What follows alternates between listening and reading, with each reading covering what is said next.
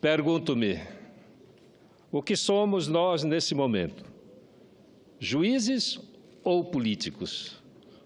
Ou juízes e políticos? Respondo por mim. Não me cabe a toga da justiça. Neste momento sou o que sou, político. Um político profundamente engajado na construção da democracia, o que me impede de arredar o pé dessa condição. Assumir-se como político é o primeiro passo de uma longa caminhada para reconstruir a credibilidade dessa atividade essencial à vida em sociedade.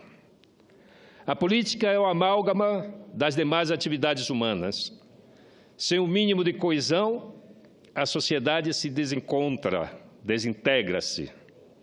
Reconheço nossa carência de uma ideia ampla de nação, que coloque brasileiros e brasileiras no mesmo cesto da felicidade, que não deixe os mais pobres e nem os que moram longe do lado de fora. Vale lembrar que a história se repete. Coloco na roda do presente o Marechal Deodoro da Fonseca, que no dia 15 de novembro de 1889 liderou uma quartelada e destronou o amigo, o imperador do Brasil, Dom Pedro II. Dizem os historiadores que isso aconteceu porque a princesa Isabel, filha de Dom Pedro II, contrariando a turma do agronegócio daquela época, assinou a Lei Áurea, que pôs fim à escravidão no Brasil. Esse episódio marcou a fundação da República. Desde lá, esses poucos homens brancos e letrados, com direito a votar e ser votados, zelosamente organizaram a governança da nação brasileira. Para si e para os seus, excluindo os demais. Infelizmente, até hoje se sente senhores absolutos dos anéis. Vira e mexe, comenta-se aqui nesse plenário sobre a República da Avenida Paulista, dos patinhos amarelos. O impeachment da presidente Dilma Rousseff é similar à quartelada do Marechal Deodoro, só que com mais sofisticação. Em vez de fuzis e baionetas, usam a Constituição para apeá-la da presidência. Moldam seus personagens e a correlação de forças, mas o transe político é semelhante. Refiro-me a um outro episódio, o impeachment do ex-presidente Fernando Collor de Mello em 1992, que, julgado e condenado por essa casa, mais tarde foi declarado inocente pelo Supremo Tribunal Federal. Eu, naquele momento, era prefeito de Macapá e achava que todo mundo achava que era a decisão mais acertada para aquela conjuntura. Não refletíamos sobre as complicações futuras daqueles acontecimentos. E não poderia ter sido diferente. De um lado, havíamos recém-saído de uma prolongada ditadura que mergulhara o país nas trevas do analfabetismo político. De outro, tínhamos uma esquerda remanescente da Guerra Fria, ainda fortemente influenciada pela reduzida cultura política da ditadura da ex-União Soviética, a do Partido Único e do centralismo democrático. Pergunto-lhes, que cultura democrática tínhamos na época para prever o impacto daquela decisão para o futuro? Difícil avaliar, não é? Mas a verdade é que o futuro chegou e está em nossas mãos repetir ou não o gesto de 1992. A acusação de que a presidente incorreu em crime de responsabilidade é frágil, quase ingênua, num país como o nosso. Do meu ponto de vista, não se sustenta e concluo pela sua inocência. Na verdade, a acusação que deu origem ao processo carece de comprovação, mas nada disso importa nesse momento. O julgamento é político. O formalismo processual funciona como uma espécie de cortina de fumaça para tentar justificar a rebelião política que poderá levar, no final dessa sessão histórica, ao afastamento definitivo da presidente Dilma Rousseff.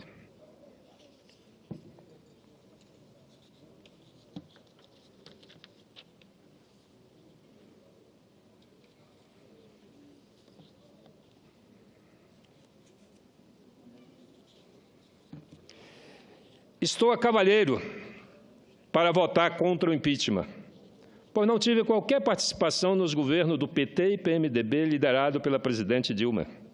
Muito pelo contrário, fui um crítico ácido, principalmente no que tange à política indígena, ao meio ambiente e à reforma agrária. Em contrapartida, reconheci seus acertos. Decido em nome da soberania do voto popular, decido pelo que é melhor para a democracia. Adianto que, independentemente do resultado do impeachment, daqui a 2 ou 3 meses, vamos continuar mergulhados na crise, talvez mais profunda. Esta é uma briga pelo poder, e é um arranca-rabo entre o PMDB e o PT, que governaram juntos o país nos últimos anos. Andavam de mãos dadas pela esplanada dos ministérios, ocupando os espaços de poder. De repente, confrontam-se e levam-nos a essa situação sem esperança. Repito, eu não tenho esperança em sair da crise pela condução que nós estamos dando nesse momento. Pelo contrário, hoje vivemos um quadro extremamente preocupante. Todos nós presenciamos o acirramento político, o sectarismo que se alastra nas escolas, nas ruas, nos ambientes de trabalho, aqui mesmo no plenário do Senado e até em nossas relações familiares e de amizades. Lembro nesse momento da crise política que levou à transição da ditadura para a democracia. No dia 25 de abril de 1984, com a rejeição da emenda Dante de Oliveira pela Câmara Federal, que propunha eleições diretas, o povo ficou fora do acordo de bastidores das elites que levou à formação da Aliança Democrática, reunindo a Frente Liberal, que apoiava a ditadura, e o PMDB, que lutava pela democracia. Essa estranha aliança, sustentada no loteamento de cargos públicos, atravessou o tempo, chegou aos nossos dias. E tudo indica que vai continuar. Esse presidencialismo franciscano do que é dando o que se recebe, inaugurado na transição, apodreceu nas mãos da presidente Dilma. E ela não se deu conta.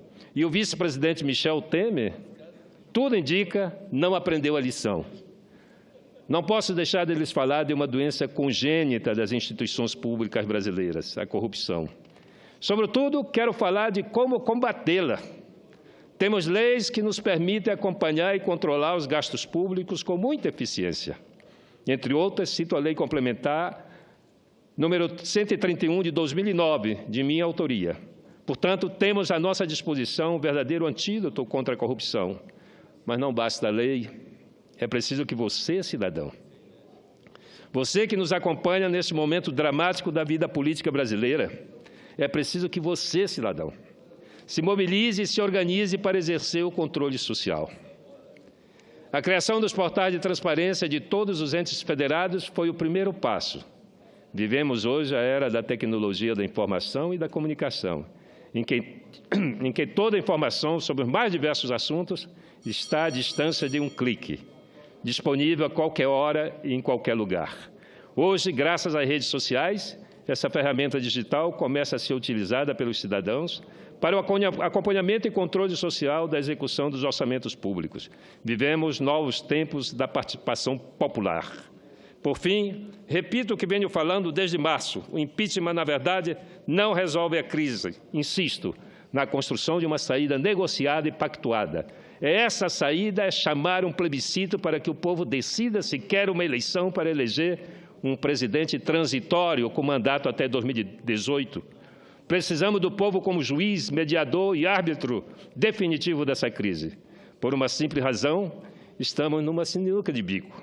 Mesmo atingidos e maculados por denúncia de corrupção, a maioria dos políticos não desapega dos cargos públicos. A Lava Jato comprova isso. E neste episódio em tela, o toma lá. Vossa Excelência conclui. A Lava Jato comprova isso. E neste episódio em tela, o toma lá da cá continua de vento em popa. Pelas razões expostas e pela democracia, declaro o meu voto contra o impeachment. Obrigado, presidente.